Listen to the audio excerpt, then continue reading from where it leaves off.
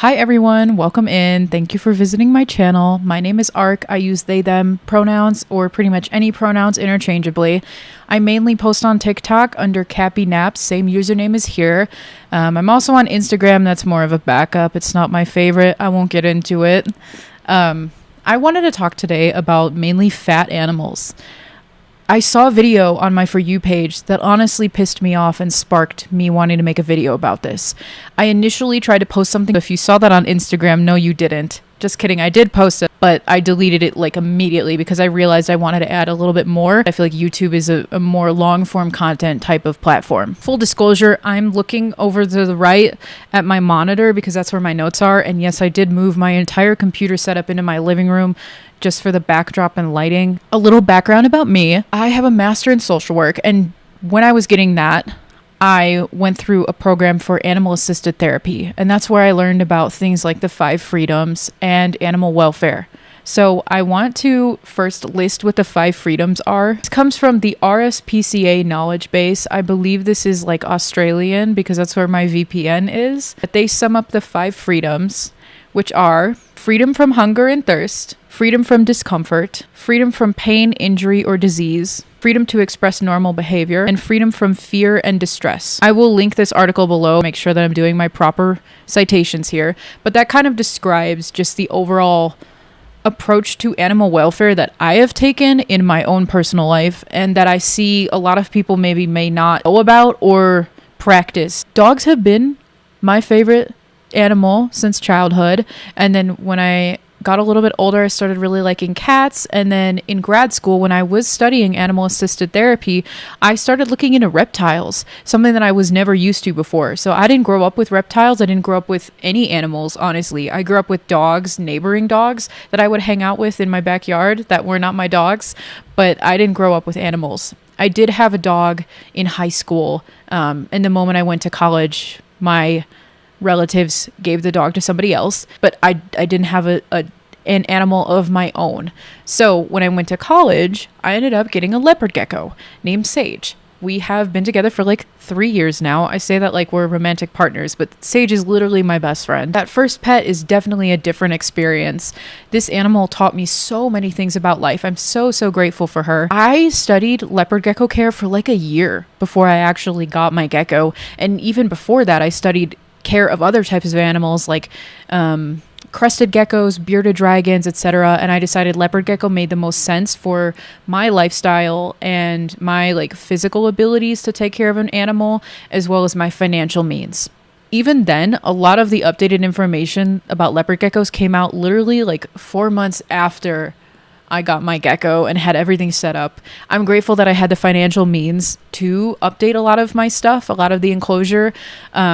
But even then, if I didn't have the financial means, I feel like I still would have done a good job because I'm trying my best to not neglect and abuse the animal as much as possible. And I am open to any kind of feedback that my vet has given me. I also don't believe that you have to be rich and wealthy to be a good caretaker to your pets. I think that's classist. I don't think that everybody who's poor is also really bad at taking care of their pets. I think you can be an amazing pet owner no matter your finances. And yes, money will get you better ways to take care of your animal, but there are a lot of rich people who neglect their animals and abuse their animals as well. So I think it really comes down to the individual and whether or not they're ready to make sure that they prioritize their animal's health over their ego and pride in being wrong and making mistakes. And I think that's incredibly important when you have an animal or child in your care. And I think a lot of people don't do that, and it really upsets me. It breaks my heart. That is one of my biggest pet peeves, one of my biggest pet peeves. So over the years, I have messed up. Geckos are pretty hardy, at least leopard geckos, and I haven't done anything drastically terrible, but my vet has given me feedback, and I've taken that feedback and made changes as I could. Like, I love my vet. I'm so grateful that I have a good exotic vet in my area, because I just really love animals.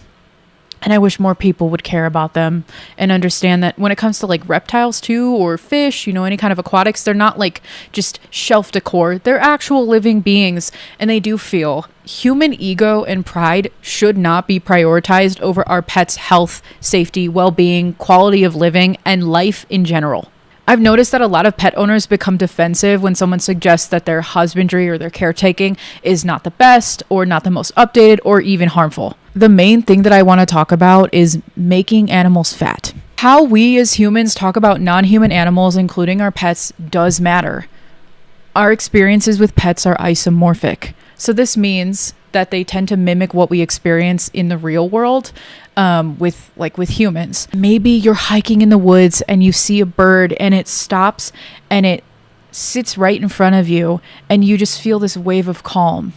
And then you go back to your personal life and maybe somebody that you've been arguing with in your house or whatever just decides to sit next to you and you feel calm and you're like, this reminds me of that situation with the bird. I don't know. That was a weird example. I apologize. I'm not the best with that. I'm not the best with analogies, but I hope you understand where I'm getting at that. However, despite these situations being isomorphic, simultaneously, the way that we talk about animals does not entirely apply to the human experience. That would be anthropomorphizing. So anthropomorphism, another big word, means applying the human experience to a non-human animal, even though it doesn't apply. Kind of like personifying it. So one common example that I see of this all the time is like when a dog is panting with its eyes open and its mouth open, it's like, and some humans will look at that and say, oh my God, that dog is smiling. Look how happy it is. When the dog is displaying an obvious sign of discomfort. The main reason I wanted to talk about this, the video that sparked this today, was because I've seen people online who intentionally make their pets fat for aesthetic purposes. They think it's cute that their pets are chubby. And then I've seen people argue and say that that's not wrong because it's fat phobic. And I want to say right here and now that it is not fat phobic to suggest that somebody should not be intentionally making their pets fat for cuteness purposes. The human body positivity movement and the human body neutrality movements do not apply to non-human animals that are in our care as pets in the same way that they apply to human beings. When somebody is intentionally making their pet fat, that is animal abuse and neglect. People have argued with me about this for years, and I've tried to hear the other perspective, but I just don't understand. And so any type of arguing against my viewpoint on this is probably going to make me dig my heels further in the mud, and this is an issue that I'm okay doing that on. Usually I would try to be open about it, but I don't understand why anyone would intentionally try to harm their animals in this way, thinking that it's cute. This is not anything new. Honestly, probably since the beginning of social media, when people realized that they could capitalize off of their animals being cute and chubby, that they decided to continue doing this for monetary reasons and clout.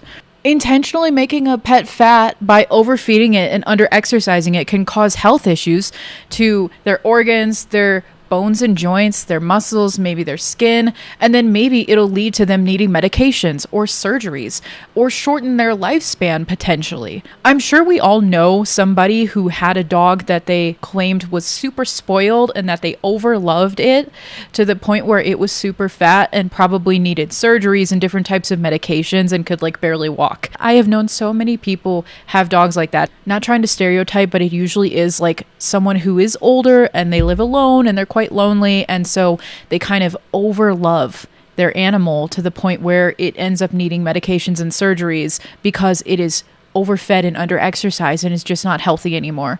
So that's what I mean when I say these animals rely on their human caretakers for their health.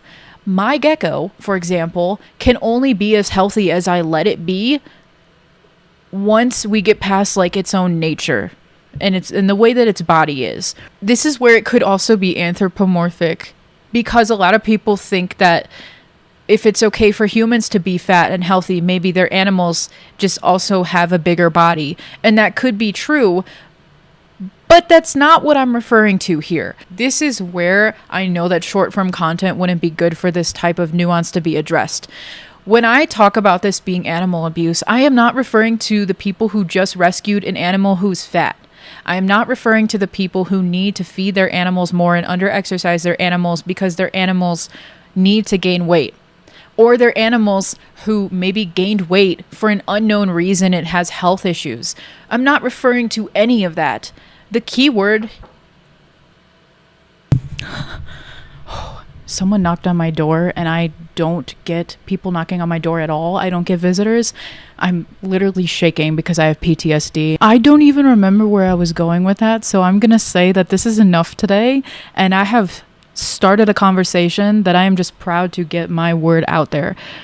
I'm so tired of seeing people like blatantly neglect and abuse their animals online, and what frustrates me about like the online pet space is that a lot of them really do not take good care of their animals, and they're not open to feedback. Anyway, do you have any thoughts on this? I know this is a shorter video for YouTube, but definitely would have been a little too long for TikTok and Instagram. So if you did watch it this far, thank you very much. I appreciate it. Thank you for your support. I hope you have a good day, night, week, weekend, whatever it is, whenever you're watching this. Thank you.